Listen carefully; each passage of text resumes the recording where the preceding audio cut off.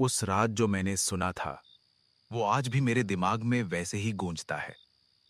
कभी-कभी लगता है वो आवाज बाहर से नहीं आई थी, बल्कि घर के अंदर से आई थी। और सबसे डरावनी बात, उस वक्त घर में कोई होना ही नहीं चाहिए था। मैं पहले एक पुराने विक्टोरियन जमाने के घर में रहता था, जो 1800s में बना था। मेरे पेरेंट्स को वो घर शायद आधी कीमत में मिल गया था। जब मैं करीब 11 साल का था, एक शाम मेरे पेरेंट्स मेरे आंटी और अंकल के साथ पास के एक रेस्टोरेंट गए। वो मुझे और मेरे 3 साल के छोटे भाई को अकेला छोड़ना यूजुअली पसंद नहीं करते थे, लेकिन रेस्टोरेंट घर से सिर्फ 5 मिनट की दूरी पर था। इसलिए उन्होंने मेरे एक दोस्त को बुला लिया, जो मेरे साथ घर पर रुक गया। वो दोस्त भी आधा ब्लॉक दूर ही रहता था, तो उसके पेरेंट्स को भी पता था और वो भी ठीक थे। हम दोनों बहुत एक्साइटेड थे। कुछ घंटों तक कोई बड़े नहीं, मूवी देखनी है और जितना जंक फूड खा सकते हैं उतना खाना है। हमने पहले मेरे छोटे भाई को सुलाया, फिर हम दोनों लिविंग रूम में मूवी देखने लगे। करीब आधी मूवी के बाद मैं स्नैक्स लेने के लिए किचन में गया। जैसे ही मैं किचन में था, वहां की लाइट्स अचानक फ्लिकर करने लगी, बार बार, और कमरे में ठंड सी महसूस होने लगी, जबकि बाहर गर्मी थी। थोड़ा अजीब लगा क्योंकि घर रिसेंटली रेनोवेट हुआ था और पहले ऐसा कभी नहीं हुआ था। लेकिन उस उम्र में मैंने ज्यादा ध्यान नहीं दिया और वापस मूवी के पास आ गया। जैसे ही मैं बैठा और प्ले करने वाला था, ऊपर से एक औरत की बहुत तेज, दिल दहला देने वाली चीख सुनाई दी।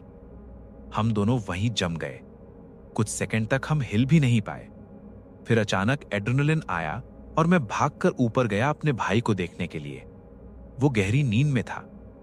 मैं नीचे वापस आया और अपने दोस्त से पूछा कि उसने भी सुना या नहीं। उसने भी सुना था। उसका चेहरा पूरा सफेद पड़ गया था। वो कोई नॉर्मल आवाज नहीं थी। वो ऐसी चीख थी जैसे कोई मां अपने बच्चे को दफनाते वक्त मारती है, या किसी का हाथ पैर काट दिया गया हो। आज भी वो आवाज मेरे दिमाग में है। लिखते हुए भी रोंगटे खड़े हो रहे हैं। मेरा दोस्त करीब 10 मिनट बाद डर के मारे घर चला गया।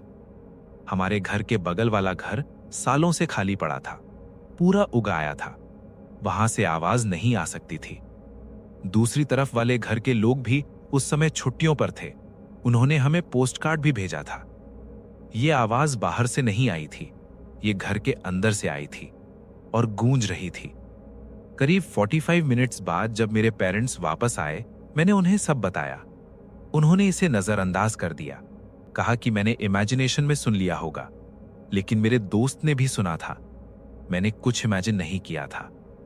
आज तक मुझे नहीं पता वो क्या था। मैं आयरलैंड में रहता हूं, जहां एक लेजेंड है कि बैंशी नाम की चीज किसी की मौत से पहले चीखती है। करीब 6 हफ्ते बाद मेरी दादी का निधन हो गया, लेकिन उस लेजेंड के हिसाब से वो चीख मौत के बहुत पास होती है, कुछ घंटों या दिनों पहले। मैं 18 साल से इसे समझने की कोशिश कर रहा हूं, लेकिन आज तक नहीं समझ पाया। मेरा दोस्त भी नहीं समझ पाया। अच्छा है कि मैं अकेला नहीं था जिसने वो आवाज सुनी। उसके बाद कुछ समय तक मुझे स्लीप पैरालिसिस होने लगा। हर बार एक काले कपड़ों में औरत मेरे बिस्तर के पास खड़ी होती थी। मैं बहुत छोटा था और इससे पहले कभी ऐसा नहीं हुआ था। जब हम उस घर से शिफ्ट हुए, सब कुछ अपने आप बंद हो गया। ये उस घर की सिर्फ एक घटना थी जो आज तक मुझे डराती है। अगर वो आवाज बाहर से आई थी, तो हमें इतना साफ क्यों लगा कि वो ऊपर से आई? और अगर वो सच में घर के अंदर से आई थी, तो उस रात ऊपर कौन था?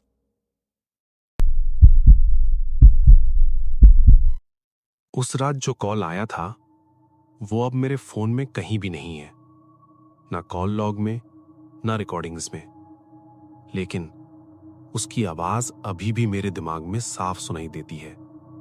इतनी साफ कि अगर अभी फोन बजे तो मुझे पहले से पता होगा कौन बोलने वाला है। मुझे नहीं पता इसे कैसे समझाऊं। सबसे पहले ये कह दूं कि आज रात से पहले मैं कभी भी परलोक, भूत प्रेत या ऐसी किसी चीज पर विश्वास नहीं करता था। मैंने अपनी पार्टनर, अपनी सबसे अच्छी दोस्त, अपनी 18 साल की पत्नी जेलिसा को नवंबर के आखिर में खो दिया। हमारी 19वीं सालगिरह 1 जनवरी को आने वाली थी। मैं साइबर सिक्योरिटी में काम करता हूं और 24/7 ऑन कॉल रहता हूं, क्योंकि मैं एक बड़े डिफेंस कॉन्ट्रैक्टर के लिए काम करता हूं। आज रात मुझे एक अननोन आईडी से कॉल आया, जो मेरे काम में आम बात है, लेकिन ये कॉल अलग था। शुरुआत में सिर्फ स्टैटिक था, फिर कुछ सेकंड के लिए बिल्कुल सन्नाटा, इतना सन्नाटा कि लगा कॉल कट गया है। फिर अचानक बहुत पास से भारी सांसों की आवाज आई, जैसे कोई बोलने से पहले हिम्मत जुटा रहा हो। और फिर उसकी आवाज, उसने कहा, I love you Alex, please take care of Squeak. मुझे पता है मैंने क्या सुना। मैं ये समझा नहीं सकता कि वो कितना असली लगा। वो उसकी आवाज थी, लेकिन अलग भी थी, एकदम सपाट, दूर सी। लेकिन जिस तरह उसने मेरा नाम लिया, वैसा कोई और कभी नहीं ले सकता।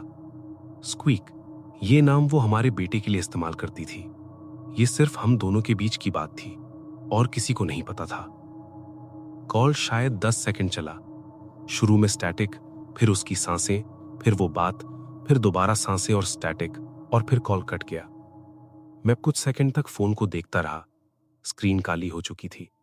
अननोन नंबर, कोई हिस्ट्री नहीं, जैसे कॉल आया ही नहीं था। मैं कोई जवाब या यकीन नहीं ढूंढ रहा, सच में नहीं, बस ये कहीं शेयर करना चाहता था, क्योंकि ये मेरी जिंदगी का सबसे इंटेंस, सबसे रियल और इमोशनल एक्सपीरियंस था।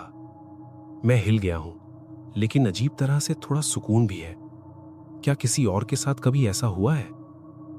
लेकिन एक चीज मैंने तब से नोटिस की है, हर रात लगभग एक ही समय पर मेरा फोन अपने आप स्क्रीन ऑन कर देता है। कोई नोटिफिकेशन नहीं, कोई वाइब्रेशन नहीं, बस स्क्रीन जलती है और लॉक स्क्रीन पर सिर्फ टाइम दिखता है, 2:17, 1 सेकंड के लिए। कैमरे का छोटा सा ग्रीन इंडिकेटर जलता है, फिर बंद। मैंने सेटिंग्स चेक की हैं, बैकग्राउंड एप्स बंद है, परमिशंस ऑफ है, लेकिन इंडिकेटर फिर भी जलता है। कल रात मैंने हिम्मत करके 2:17 पर स्क्रीन को घूर कर देखा। इस बार इंडिकेटर 2 सेकंड जला और स्क्रीन पर मेरे पीछे की दीवार का हल्का सा रिफ्लेक्शन दिखा। मैंने पीछे मुड़कर नहीं देखा, आज भी नहीं देखता, क्योंकि अगर पीछे कुछ नहीं हुआ तो शायद सब ठीक है, लेकिन अगर हुआ तो शायद अगली बार फोन नहीं बजेगा, कुछ और बोलेगा।